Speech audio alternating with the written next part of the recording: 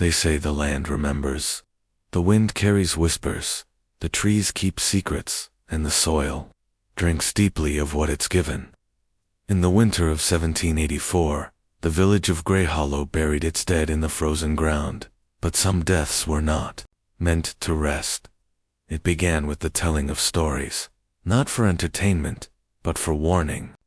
The elders spoke of the Red Path, a trail cutting through the woods that no one dared take after dark.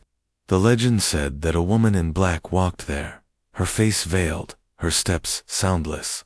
She would stop travelers and ask a single question: "Do you know the name you carry?" Those who answered no vanished.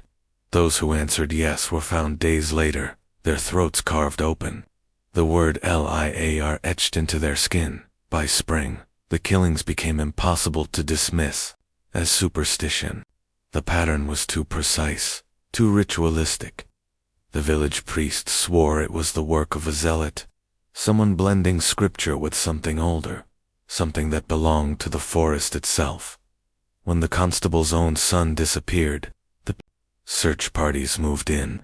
They found him kneeling at the base of an ancient oak, mouth sewn shut with horsehair, hands clasped in prayer, as if worshipping the tree. Pinned to his chest was a scrap of parchment, stained dark. Blood is the ink. Lore is the scripture. The rite is never done. Greyhollow burned the oak to ash that night. They salted the ground and swore never to speak of the Red Path again. But silence does not erase history, and in the stillness of the woods, when the wind threads through the trees just right, you can still hear her voice, asking, "Do you know the name you carry?" Years passed. Greyhollow shrank into a forgotten dot on the maps, its remaining families bound by unspoken rules. No walking alone at night, no cutting through the forest, and never, ever answering questions from strangers. But in 1896, a railway surveyor named Elias Crane arrived.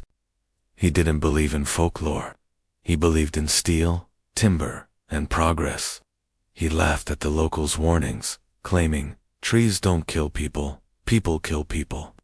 The first sign something was wrong came when his survey lines kept shifting overnight. His compass spun in his hand like it had lost its mind.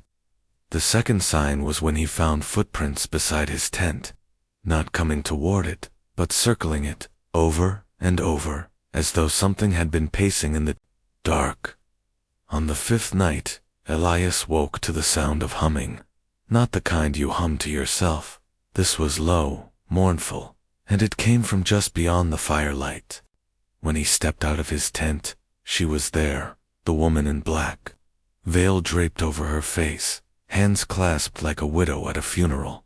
She asked him the question, "Do you know the name you carry?" Elias tried to laugh, but the words caught in his throat.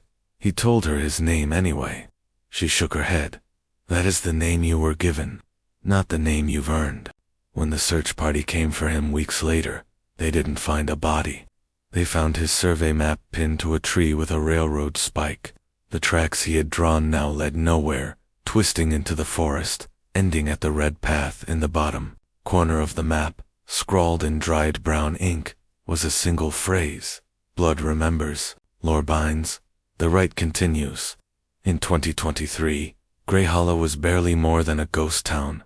A few scattered farmhouses, the sagging remains of the old chapel, and the forest pressing in closer every year. The Red Path no longer appeared on maps, but hikers still wandered too far, and sometimes they didn't come back. Mara Lane wasn't a hiker. She was a researcher, writing a book on American folk legends. She had read the fragmentary accounts of the Greyhollow killings, but the details didn't match up. She wanted truth, not campfire stories. Locals told her to stay away from the forest. She smiled politely and went in anyway. The deeper she walked, the quieter it became. No wind, no birds, just the crunch of leaves under her boots. Hours passed without sight of another person, until she came upon a narrow trail. Its dirt, the color of dried blood. It was there she saw the veil. It hung in the branches like it had been waiting for her. Beneath it, a woman stood motionless. her hands folded in that same silent prayer. When Mara stepped closer, the woman's head tilted, as if listening to something distant. Then the voice came clear, cold, and inside Mara's skull. "Do you know the name you carry?"